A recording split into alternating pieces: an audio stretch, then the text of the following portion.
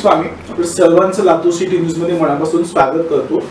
सध्या नवरात्र उत्सव चालू आहे. नवरात्र उत्सवाच्या निमित्तानं आपण विविध क्षेत्रात काम करणाऱ्या महिलांशी संवाद साधतोय आणि आजच्या भागामध्ये आपल्यासोबत अहमदपूरच्या माजी नगराध्यक्ष अश्विनीताई कासनाळे यांच्याशी आपण संवाद साधणार आहोत. मागची 5 वर्ष त्यांनी जनतेतून नगराध्यक्ष म्हणून निवडून आले होते आणि बरीचशी विकास कामं त्यांच्या कार्यकाळात त्यांनी केलेली आहेत आणि आता भविष्यात सुद्धा निवडणुका होऊ घातलेल्या आहेत. त्या पार्श्वभूमीवर आपण त्यांच्याशी संवाद साधणार आहोत. ताई, आपलं लातूर सिटी न्यूज मध्ये मनापासून स्वागत आहे.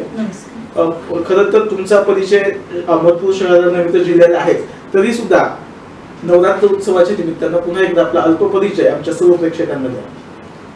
नमस्कार, मी अश्विनी लक्ष्मीकांत कासनाळे, माजी नगराध्यक्षा अहमदपूर. माझा जन्म उदगीर येथे झाला. माझे आई वडील दोघं पण शिक्षक आहेत, आज रिटायर आहेत आणि आम्ही अशा 4 बहिणी आहेत. माझं शिक्षण पूर्ण उदगीरमध्येच झालं. मी MA ग्रॅज्युएट आहे. मॅडम, आपलं महाविद्यालयीन शिक्षण कुठपर्यंत झालं, म्हणजे कुठल्या महाविद्यालयात झालं? उदगीरलाच झालं. मॅडम, आपण सामाजिक क्षेत्रात कशा पद्धतीने आलात? ॲक्च्युली माझ्या सासूबाई ज्या की अहमदपूरच्या पहिल्या महिला नगराध्यक्ष होत्या. त्याच्यानंतर माझे मोठे भाई श्री शिवसाम कासनाळे, ते अहमदपूर नगरपालिकेमध्ये नगरसेवक म्हणून काम केले त्यांनी 5 वर्ष. त्याच्यानंतर माझे मिस्टर श्री लक्ष्मीकांत कासनाळे, हे 3 टर्म झालं ते नगरसेवक आहेत आणि त्या माध्यमातूनच मग मागच्या वेळेस महिलांना नगराध्यक्षपदासाठी जागा सुटली. त्यामुळं मग मला थांबण्याचा योग आला आणि जनतेतून नगराध्यक्ष, मला अहमदपूरच्या जनतेनं मग एक काम करण्याची एक सुवर्ण संधी दिली आणि त्या माध्यमातून मी नगरपालिकेची अशी भरपूर अशी आम्ही कामं केलेली आहेत. काही म्हणजे नगरपालिकेच्या माध्यमातून आपण जी काही ठळक कामं केली ते आपण थोडंसं आमच्या प्रेक्षकांना सांगा. भरपूर अशी आपण त्यावेळेस कामं केलेली आहेत. सगळ्यात आता जे आपल्या अहमदपूर शहराचं वैभव वाढवत आहे आपली अहमदपूरचे शॉपिंग कॉम्प्लेक्स. म्हणजे एकही अहमदपूरला शॉपिंग कॉम्प्लेक्स नव्हतं, गार्डन नव्हतं. एक उत्पन्नाचं एक सोर्स तयार करून दिला आपण. आणि अहमदपूर शहरात ग्रीन बेल्ट डेव्हलप नव्हते, आपण ते पण अहमदपूर शहराच्या प्रत्येक वार्डमध्ये ग्रीन बेल्ट डेव्हलप केलेले आहेत. परत स्मशानभूमी, माझं तर म्हणणं आहे की मनुष्य जिवंत असताना तरी आपण म्हणजे समाधान पण देऊ शकत नाही, पण माणूस जेव्हा स्वर्गवासी होतो त्याच्या आत्म्याला कुठेतरी शांती लावावी, त्यासाठी आपण अहमदपूरमध्ये प्रत्येक समाजाच्या स्मशानभूमी पण आपण विकसित केलेल्या आहेत.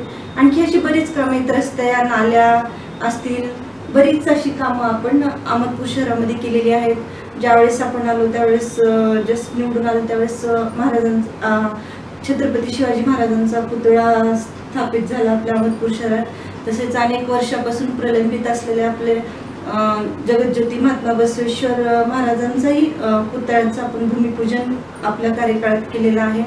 अशी बरेच सामाजिक सार्वजनिक कामं आपण या माध्यमातून केलेली आहेत. मॅडम, हे आपलं आपण राजकीय काम सांगितलं किंवा सामाजिक काम आपण या ठिकाणी सांगितलं, तर सगळ्यात महत्त्वाचा विषय माझा आहे की नगरसेविका म्हणून 50% महिलांना आरक्षण असतं, परंतु अनेक आपण बघितलं की त्यांचे कारभारच वेगळे करत असतात आणि समाजामध्ये ओरड सुद्धा होत असते.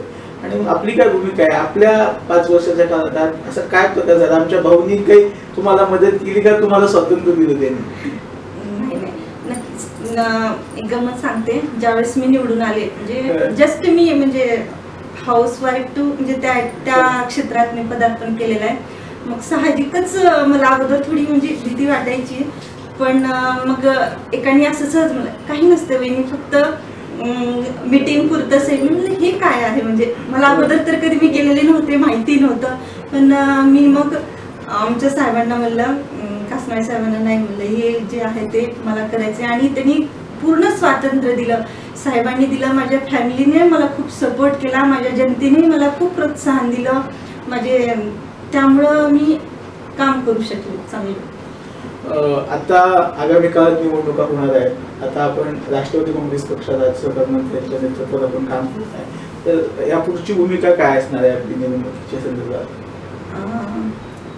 आहे, विचार चालू आहे, बघू आणखी म्हणजे काय आरक्षण काय होईल, काय म्हणजे आणखी पुढेच आहे, त्यामुळं बघू आणखी. महिलांना काय संदेश देणार आहेत मॅडम, की राजकीय क्षेत्रात काम करू इच्छिणाऱ्या महिलांना किंवा सामाजिक क्षेत्रात काम करू इच्छिणाऱ्या महिलांना? मला तर म्हणजे माझ्यावरून असं सांगायचं की प्रत्येक महिलांनी स्वावलंबी राहावं. आणि महिला खूप जिद्दी असते, कोणतं जर एखादी काम जर हातात घेतली महिलांना तर ती पूर्ण केल्याशिवाय राहत नाही. त्यामुळं महिलांना कुठेतरी सगळ्यांनी प्रोत्साहन द्यावं, त्यांनी महिला नक्कीच चांगलं काम करून दाखवतील. आज वेगवेगळ्या क्षेत्रामध्ये ज्या महिला काम करतात नवरात्र उत्सवाच्या निमित्तानं, त्यांना वेगळा काही संदेश आपण देणार आहोत? आज प्रत्येक महिला अग्रेशील आहे प्रत्येक कार्यामध्ये, तरी त्यांनी त्यांचं काम चांगलं करून चांगले दाखव. तर ह्या होत्या अहमदपूरच्या माजी नगराध्यक्षा अश्विनी कासनारे यांनी सांगितलं की त्यांनी 5 वर्ष नगराध्यक्ष म्हणून काम करताना अत्यंत स्वातंत्र्यपूर्ण या ठिकाणी काम केलं. लक्ष्मीकांत कासनारे जे आणि विशेष म्हणजे ताई नगराध्यक्ष असताना भाऊ स्वीकृत नगरसेवक होते, हा सगळ्यात महत्त्वाचा विषय त्या ठिकाणी होता. म्हणजे एक महाराष्ट्रातल्या नगर परिषदेच्या इतिहासातली पहिली घटना असेल की पती नगरसेवक आणि पत्नी नगराध्यक्षा, त्याच्यामुळे अहमदपूरचा कारभार सुद्धा आणि नगर परिषदेचा कारभार सुद्धा त्या निमित्तानं सुलभ झाला. आणि त्यांच्या काळात ती बरीचशी विकासाची कामं झाली असं त्यांनी सांगितलेलं आहे. आणि भविष्यात जर संधी मिळाली तर ते निवडणुकीलाही सुद्धा सामोरं जाणार आहेत असं त्यांनी सांगितलेलं आहे. आणि एक अष्टपैलू व्यक्तिमत्व म्हणून ताईंची ओळख आहे. आणि शहरामध्ये काम करताना वेगवेगळ्या क्षेत्रात त्यांचा संबंध असतो आणि ते काम करत असतात. आणि आज या निमित्तानं त्यांची पुन्हा एकदा शहराच्या कामाच्या निमित्तानं त्यांची ओळख तर आहे, त्यांच्या कामाचा आढावा त्यांना सांगता आला आणि एक कर्तृत्ववान महिलेची आपल्याला